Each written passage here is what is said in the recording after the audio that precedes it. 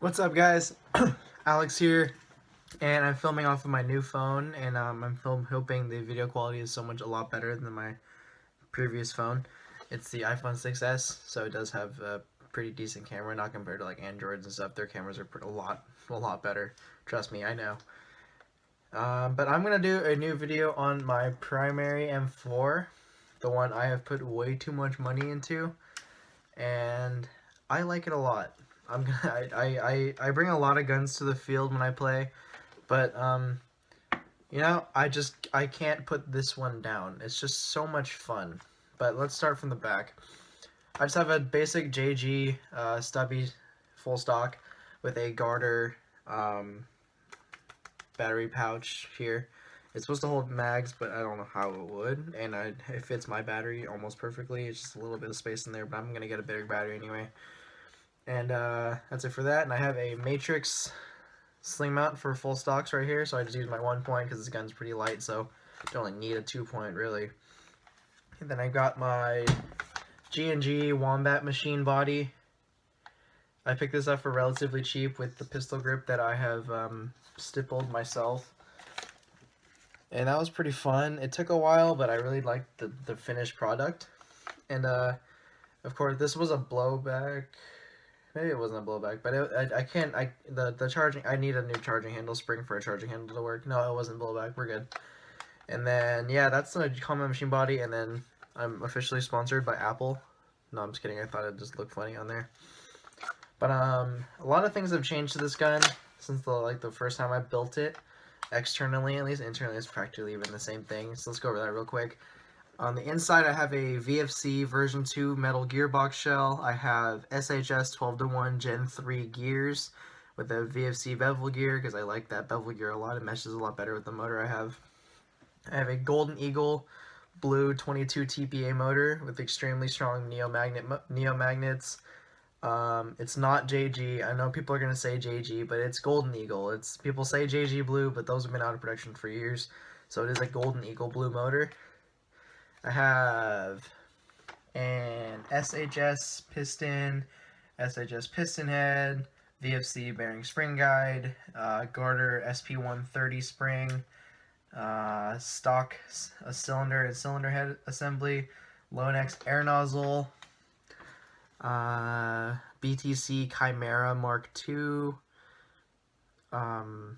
Lonex hop-up unit with a ZCI 285mm inner barrel, which is a 6.02 bore, and I also have a Prometheus purple bucking, which is honestly one of my favorite buckings right now, and I'm ranging almost 275 feet using .25s and .28s. .28s I can push a little bit further, but I tend to buy .25s more just because they're cheap, and I get a lot more BBs with it, and I'm happy with the performance of 2.5, so I'm going to just stick with that. On top, I have that's it for the gearbox really. Nothing incredibly special except for the Chimera is pretty great, which is probably my favorite upgrade that I've done to this gun. I've got my China Pole MBUS sights. They do the job. They're more so just there for looks, so they never really use them. If I'm using anything, it's my optic, which I don't know what brand optic this is, to be honest. I got it for free from a buddy. It's really nice. It's very bright outdoors. There's 11 settings of brightness. It's only a red dot, and I have a little half-inch riser. I'm probably gonna get an inch riser just because it's a little too low for my taste. But I might be replacing it with the 551 Hollow EOTech anyway. Not a real one because expensive. I'm running right now these hex mags, and they're pretty awesome. They feed perfectly at 30 rounds a second, which is exactly what this gun is shooting. And they hold 120 rounds. They feel a lot like PTS mags, and to be honest, would not be surprised if PTS made these. They fit really nicely into this gun. I chose to switch to a JG mag release.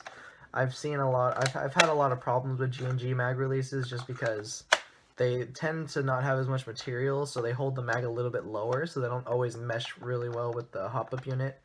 And with this one, there's a little bit of wobble, but all my mags fit perfectly fine in this gun, and they all work perfectly, so no issues there. I have my 13-inch Trx Rail. and I really like this rail. It's super slim, which I like too, and it's really, really comfortable doing the old Chris Costa C grip, which I tend to do, which is, I don't know, people make fun of it, but it's comfy, to be completely honest. And I have my other super China AFG, just because I'm way too cheap to buy real Magpul stuff, or PTS stuff for that matter. And let's see, I have one rail cover on the top just to help give me a little more grip support on the top of my thumb. And then I have believe it or not, this is actually an outer barrel from an Aftermath M4 that you'd buy from Big 5. I've just had the gun for like 8 years now, and I found it a use for the 10.5-inch outer barrel that it came with. And it's metal, it's actually really solid, so I mean, why not? And then I have a matrix suppressor inside of the rail, and it actually fits perfectly. And it gives a really, really cool look. And if I feel like being loud, I can also take the end cap off of these matrix suppressors, which is kind of cool.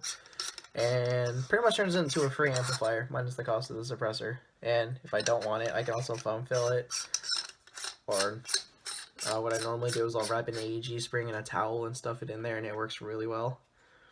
But yeah, that's really it for my gun. It's super basic. I just run a 35C11-1 2200 milliamps, and I'm gonna show you how this gun shoots with that battery. Let me just plug it in. I also have the gun hair triggered. Well, kinda. I had a retro arm straight trigger, but I broke it because I tried to hair trigger it shorter than what it was, and it was already just a little tap and it would shoot. But being me, I thought I'd try it, make it shorter. Bad idea. I broke it, so I switched to a normal M4 trigger, which I hair triggered. It's still like a, I don't know, like a 2 centimeter, like a 1 centimeter pull, maybe 2 centimeters. But it, the gun shoots as soon as I like touch it. Like, I don't need to really move it, but the travel of the trigger is a lot further than I'd like it to be. But this is pretty much as best as I'm gonna get until I get a new trigger. Probably gonna get like a speed straight trigger just because they look really cool. But on semi-auto, I'm going to plug this in so you can actually hear the gun shoot. Semi-auto, the trigger response is instant.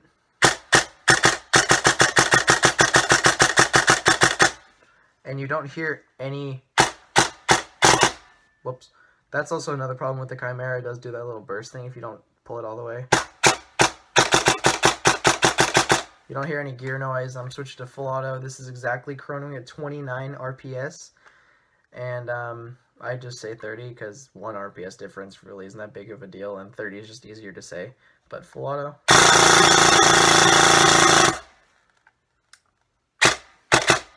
And then I also have this little hole cut out in my pistol grip right here. And right there on the VFC shell, it's really nice. It comes with that hole, so you can stick a small screwdriver on the inside. Sorry, I just got an alert saying my phone's at 10% battery. But I can stick this in here, and I can just release the spring like this. You just heard it release. And now I can basically never lose spring tension, although on these garter springs it's kind of hard to lose spring tension. They're pretty nice for what they are. I only buy garter Prometheus springs just because they tend to be a lot more durable, and they tend not to wear out as fast, or at all for that matter. So this is the battery I'm using. It's just a Turnigy 25 to 35C 2200 milliamp 11-1.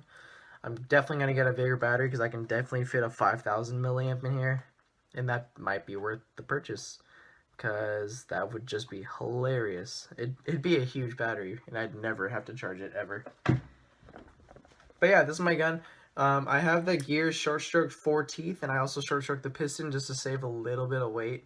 So I'm shooting right at 395 FPS, which was absolutely perfect the way that happened. Originally, it was shooting around 380 with an SP120 spring and 2 teeth short stroked. But I was getting a little overspin, and I wasn't really happy with double shots when I fully charged 11-1. So I switched to the SP130, and I took off 2 more teeth, and I'm right at 395. And my FPS limit on my field, in most fields around America, are 400 FPS. So it just worked out really, really well for me. And yeah, I'm ranging right around, like I said, around 275 feet with .25s, and around 285 with 2.8s, but I rarely use 2.8s. I kind of just have them mainly for handguns because they pack a little more punch and people tend to call their hits more. But yeah, I'm pretty much done with this gun. I don't really see myself doing much to it, except for the front end. I'm gonna be changing this soon. But I'm just trading a buddy rails. But yeah, just waiting on that to happen. But yeah, this is my gun. I really like it. I've invested everything brand new, close to like everything brand new would pay a cost. I put this together on a list. It's cost about $720 for everything, but I've probably paid like $4, maybe, from what this gun started as, which was actually a VFC Scar, and then I switched to M4 externals because I just like working on M4s. The VFC Scar base is kind of a pain to work on sometimes, especially when you're trying to do like high RPS builds because their hop-up units are pretty shitty. But yeah, other than that, that's my gun. I hope you guys enjoyed. If you have any questions or you want to take a look inside this gearbox, I can post a video of it. Let me know down in the comment section below. Feel free to subscribe, like, rate, comment, and all that. And I will see you guys next time.